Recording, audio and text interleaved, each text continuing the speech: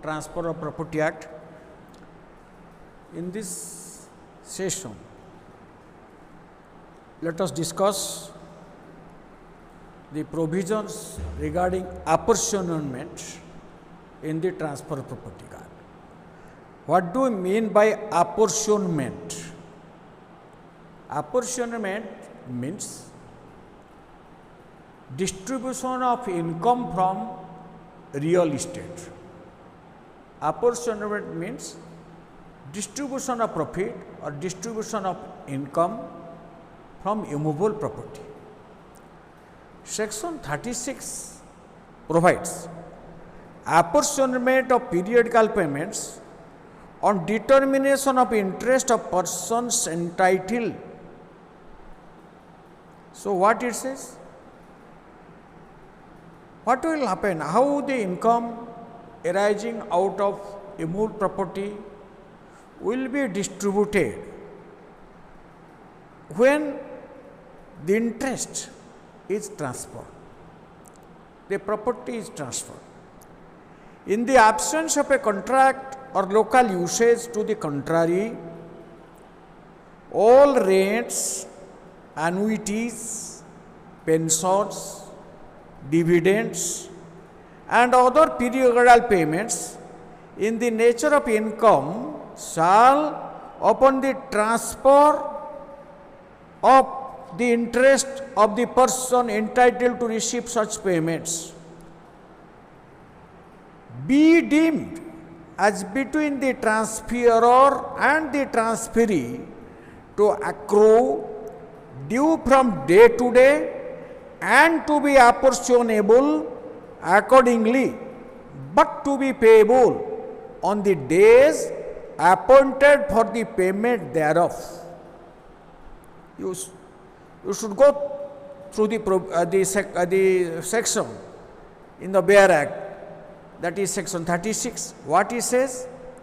In the absence of a contract, if there is no contract deviating the provisions or contrary to the provisions in section 36 regarding appointment, or a local usage of there is no local usage, there is any rule which is opposed to the provision of section 36, usage to the contrary, all rents, annuities, when a property is transferred, when the interest in a property is transferred to another, and that property was fetching some rent, or that property was getting income such as rent, any annuities, annual payment, or any dividends or pensions and other periodical payments were being made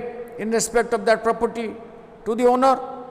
If that owner transfer that interest, then on such transfer, the transferee, in absence of a contract or local usage to the contrary, then such income, such periodical income, such rent, such annuities is to be apportioned. Apportionment will be made, that will be divided between the transferor and the transferee on day-to-day basis. But that rent is to be payable on the day when it is payable. For an example, there is a house. X is the owner of a house, and X had leased out that house to Y at a rent of 5,000 per month. That rent is to be payable on the last day of the month, that is sometimes on the first week of the succeeding month, in the first week of the succeeding month, that is a condition. Suppose on 10th instant or on 10th instant of a particular month, X sold that house to L. X sold that house to L. So, then who will take the rent of that month which was due from Y to X in respect of that house?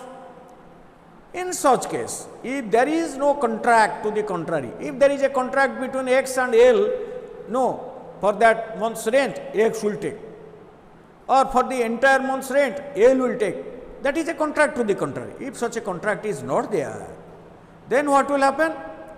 Then X will take rent for 10 days, and for the remaining 20 days or 20 days or 21 days, if it is a 31 days month, then that rent will go to L, who is the transferee.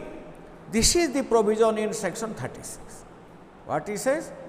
If a property was giving income, periodical income, that income must be a periodical income, such as rent, annuities, pensions, dividends, and that property is transferred to another. If there is no contract to the contrary, in absence of a contract to the contrary, or any local usage of, there is a local usage or local custom contrary to the provisions of, that means even if it is transferred in the middle of the month, the rent will be paid to the original owner.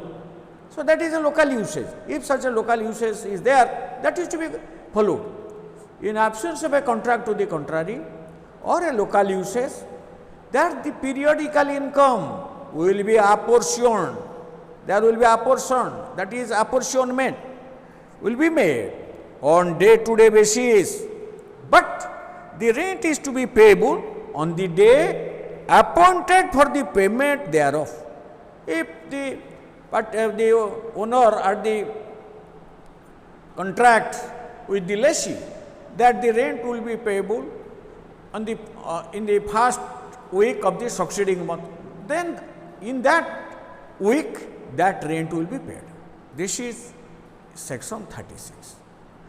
Now, let us discuss the provisions of section 37. This section 37 is apportionment of the obligation. They are the apportionment of the income. What it says? Apportionment of benefit of obligation on severance. Similarly, when property is transferred and the owner of the property was entitled for certain obligation from another, if that property is transferred to several persons, then those persons will be entitled to get obligation from the third party, from the person who was required to give such obligation to the owner, according to the proportionate of the share of the value which they acquired. What section 37 says? When in consequence of a transfer of property, so there is a transfer of property. You are aware what is transfer of property?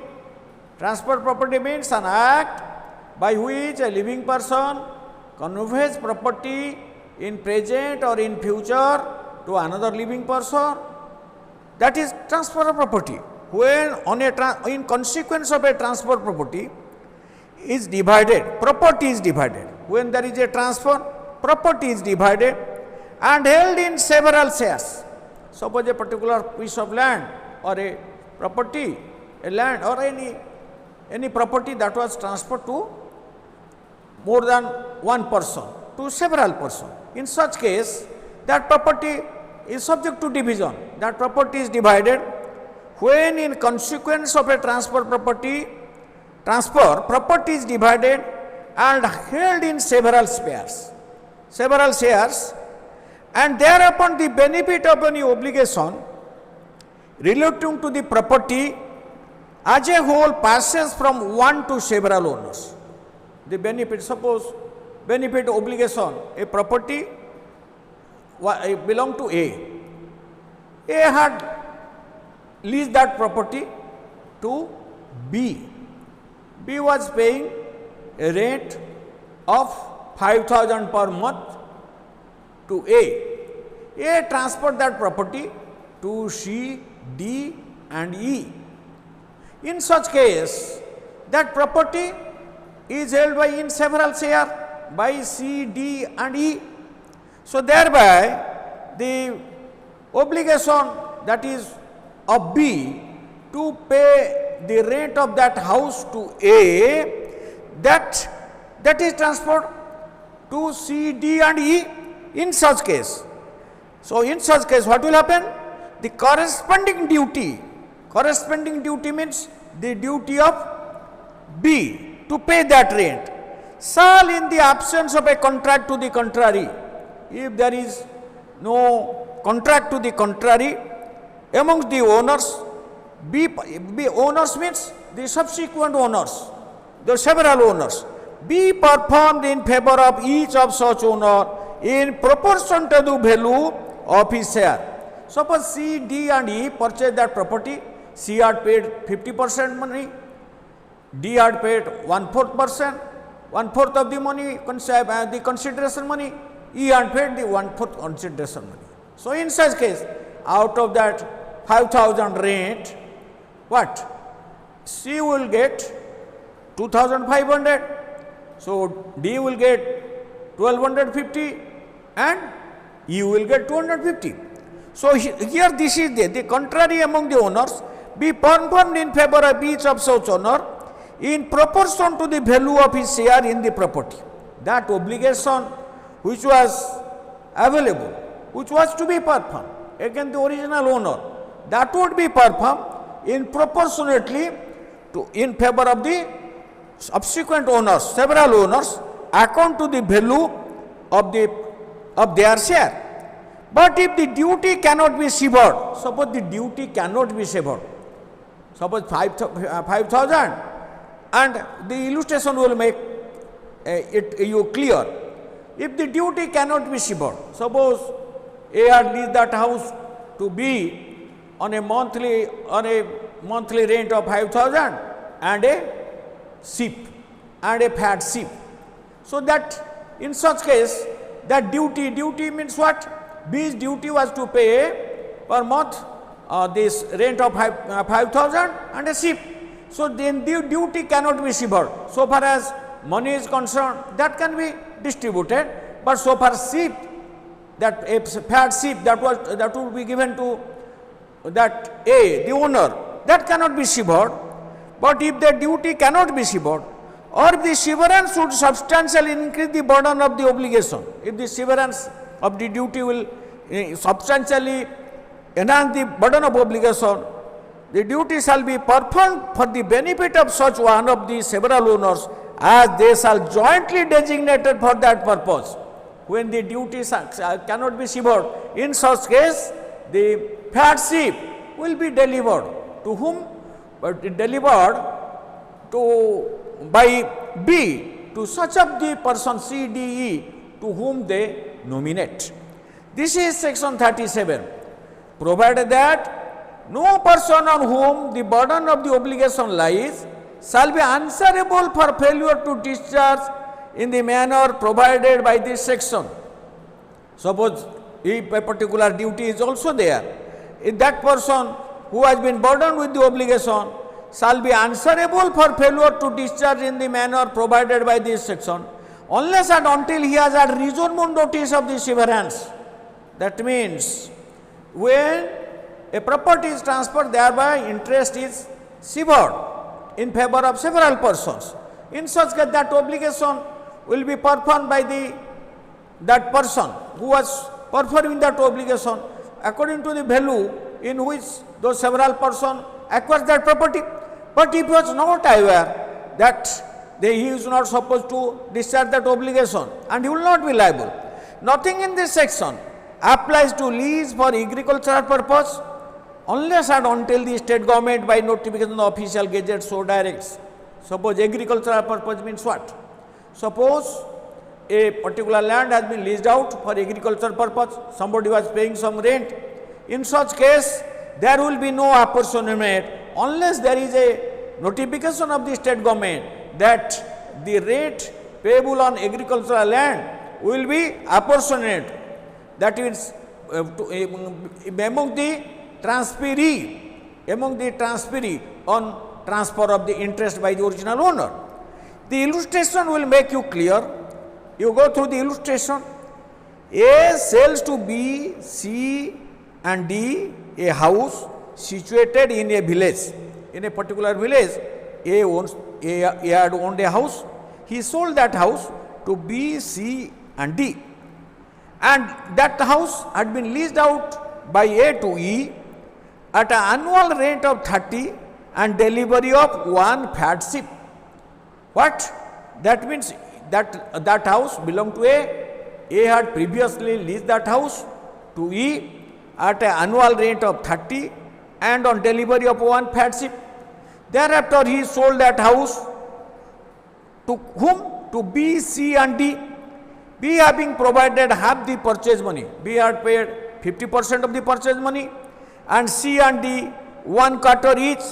So, E having notice of this, if he was aware that that particular house which had been leased out to him by A on a annual rent of 30 and also on delivery of a fat sheep, that was sold by A to B, C and D. He was aware of this fact. This fact was informed to him. So, in such case, E must pay Rs 15 to B because B had contributed 50% of the purchase money. Rs 750 to C and Rs 750 to D because each of them had contributed 1/4 share of the purchase money and must deliver the sheep according to the joint direction of B, C and D because the sheep cannot be shivered, because fat sheep cannot be shivered. So, so that's why you will deliver the sheep, the fat sheep according to joint direction of B, C and D. In contrary, there is another the illustration also will make you further clear. Suppose in the same case means A sells a house to B, C and D and he had leased that house to E. Each house in the village being bound to provide 10 days labor each year on a dike to prevent inundation. So, each of the house of that particular village was required to perform to provide 10 days labor. On a dike means embankment to prevent inundation. Inundation means flood water. To prevent flood water, each house of that village was doing 10 days work, each house. So, in such case, here that house, you are A, B and C, D severally require you to perform the 10 days. In such case, B, C and D, they became the subsequent purchaser. They can require E to perform the 10 days work due on account of the house of each. So, because each house was required to perform 10 days work to prevent flood. So, here because E was the lessee, that house had been leased out to E. So, these B, C and D can compel E to perform 10 days work to prevent inundation by maintaining an embankment. E is not bound to do more than 10 days work because E will not be bound to do more than 10 days work because he had the original contract with the owner to perform 10 days work. So, one in all, according to such direction as B, C and D may join in giving. So, they may jointly direct and B, C in giving that direction. So, now you are aware what is the provision. This is in nutshell the provision of section 37. This is also one kind of apportionment. Apportionment means this distribution, the division of income of real property or landed property. Now, section 38, it is a very important provision. You should know transfer of immovable property. This section 38 and some onwards of subsequent some sections relate to transfer of immovable property. Previously, the principle was applicable to both movable and immovable property. Now, section 38 says, transfer by person authorized only under certain circumstances to transfer. You are aware what this provision, this section? There are certain properties which is owned by certain person with condition that they can transfer that property in a particular circumstance. Say for example, a Karta of a Hindu family, Karta of a joint Hindu family, he can transfer the undivided interest in a joint family for legal necessity.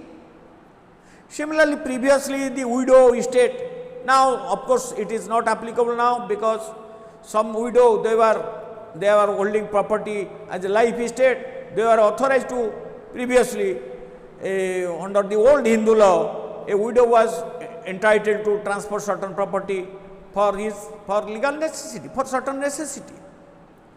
So, in such case, if he or she transfers that property representing the transferee that such a situation exists, such a condition exists for such transfer, and the transferee makes inquiry and is satisfied that actually such a condition exists, such a situation exists, then and becomes a transferee for consideration, then and after reasonable care to ascertain the existence of such condition, then and in good faith he became the transferee, then in such case what will happen?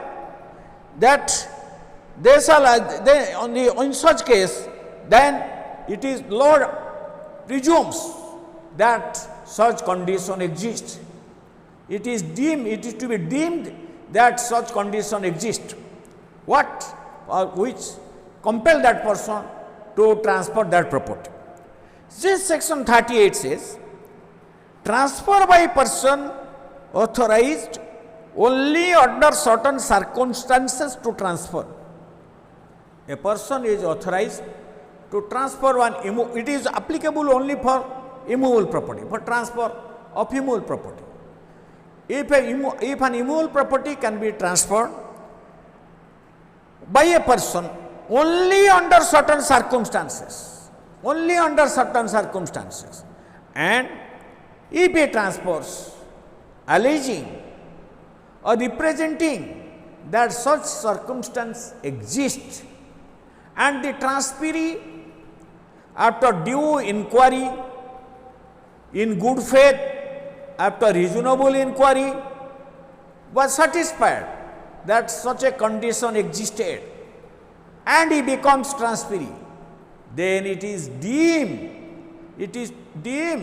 should be presumed that such condition existed. In such case, the onus is on the person who says that such condition did not exist, he should prove it. Now go through the provisions in the Bare Act of section 38. What it says? Where any person authorized only under circumstances in their nature variable to dispose of immovable property. A person is authorized to dispose property in a circumstances which may vary. May such circumstance exist or may not exist. Variable to dispose immovable property. Transfer such property. He transfers such property. What? For consideration. This section 38 is not applicable to gratuitous transfer. That is not gift. So, transfer such property for consideration, alleging the existence of such circumstances. He alleges that such a circumstance exists. They shall, as between the transferee on the one part and the transferor and other persons, if any, affected by the transfer on the other part. That's they shall, as between the transferor in one part, transferor, transferee in the second part, and any other person who will be affected by such transfer in the second part, then be deemed to have existed, that such circumstances existed, if the transferee after using reasonable care, if the transferee after using reasonable care to ascertain in the existence of such circumstances has acted in good faith. This section 38 is applicable. What are the requirements of this section? What the provision says? A person is authorized to transfer certain property only under a particular circumstances, which is variable. Although a particular circumstance doesn't remain forever, that a particular circumstance, and he transfers that property for consideration. Consideration means for any money consideration. You are aware what is consideration? If at the desire of the promisor, the promisee or any other person has done something or abstained from doing something, does something, abstain from doing something, or promises to do or abstain from doing something, such act or abstinence is consideration. So, as per the provisions in this Contract Act, so you are aware. So, here a property transferred that property for consideration, and he was authorized to transfer that property. He was only authorized to transfer that property if a particular circumstance exists, and he transferred that property for consideration, alleging that such a circumstance exists. In this circumstance in which he was permitted to transfer, such a circumstance existed, and such a transfer is made for consideration, and the transferee, after due reasonable inquiry in good faith, was satisfied that such a condition or such a circumstance existed, then what will happen? Then such transfer as between the transferor, transferee and other persons who will be affected by the transferee, then it will be presumed, it is deemed that such a condition existed. The best example, illustration is there. It is according to the illustration is with reference to the widow power to alienate property as per old Hindu law. What it says? A Hindu widow whose husband has left collateral heirs. Collateral means other heirs, alleging that the property held by her as such is insufficient for her maintenance, because widow right of maintenance. Maintenance agrees for purpose neither religious nor charitable to sell a field, part of such property to B satisfies himself by reasonable inquiry that the income of the property is insufficient for his maintenance, because a Hindu widow was entitled to alienate property when that income was not sufficient for her maintenance, and the buyer buys in good faith the field from A, as between B on the one part and A and the collateral ends will be affected by the transfer. By that transfer on the other part, a necessity for the sale shall be deemed to have existed. The necessity for such sale deemed to have existed. The best example is, it is applicable to transfer by Karta of a joint Hindu family. You are aware of the provision that a Karta of a joint Hindu family can alienate the undivided property of the joint Hindu family for legal necessity. What is legal necessity? That is there in Hindu law. That is for the marriage of an unmarried daughter, for certain meeting the medical expense of any member of the family, or for education expense. Various legal necessities are there. So here, if the Karta of a Hindu family represents that a particular situation is there, for which is justified to alienate the joint Hindu family property, and the transferee makes such inquiry and is satisfied and in good faith for consideration purchase that property, becomes the transferee. In such case, it is as between that transferor, that the karta of that family or other person to be affected by such transfer, the other members, other co-partners who are to be affected, who are affected by such transfer, and the transferee, it will be deemed that such a condition existed. Such a condition existed. So here, if in the sometimes in the document it is recited or it is mentioned that such a situation exists. No, the condition merely mentioning in the document that the karta of the family was alienating that property for legal necessity is not sufficient. But actually there must be a legal necessity. That legal necessity and the transferee must have made this due inquiry, reasonable inquiry. What type of reasonable inquiry? To find out whether such a legal necessity existed, and if in good faith and for consideration he becomes the transferee, then it is to be presumed that such a condition existed. This section is not applicable to gratuitous transfer. This section is applicable only when there is a transfer for consideration and the transferee makes reasonable inquiry and in good faith for consideration becomes the transferee. Then this section will be applicable. Now coming to the provision of section 39, transfer where third person is entitled to maintenance. There may be a property which is liable or which is charged for maintenance of a woman.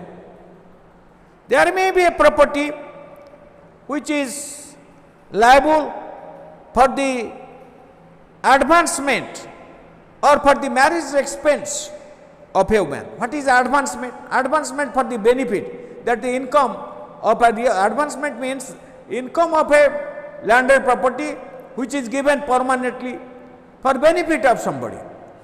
If such property is transferred, then what will be the consequence?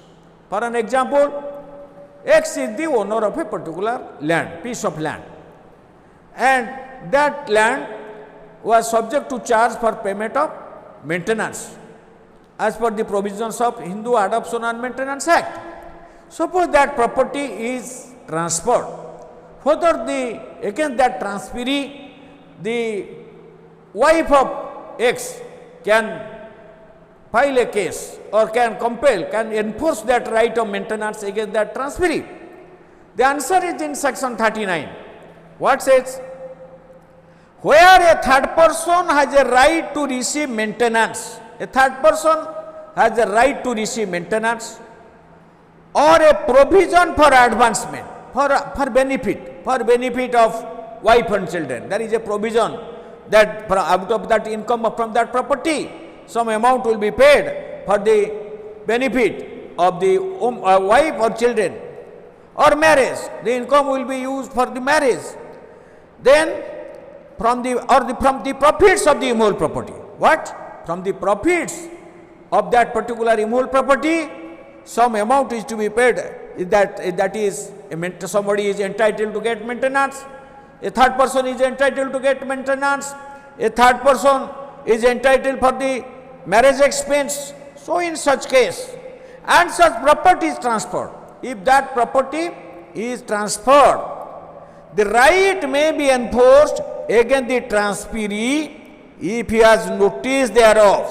If the transferee is aware of the fact that that property was subject to liability to give maintenance to somebody, that property was subject to the income of that property will go for the maintenance of somebody, or income of that property will be given for the benefit of some women or children, or the income of that property will be given to meet the marriage expense of somebody, and that property is transferred. if the transferee is aware of, even for consideration, if a person becomes the purchaser, if he is aware of that fact, or if the transfer is gratuitous, and in all cases of gratuitous transfer means what? That means without consideration, that is gift, but not against a transferee for consideration and without notice of right, nor against such property in his hands. So, if only this right cannot be enforced against the transferee for consideration who had no notice of it. If a person had become the transferee for consideration and he had notice of it, then this right can be enforced.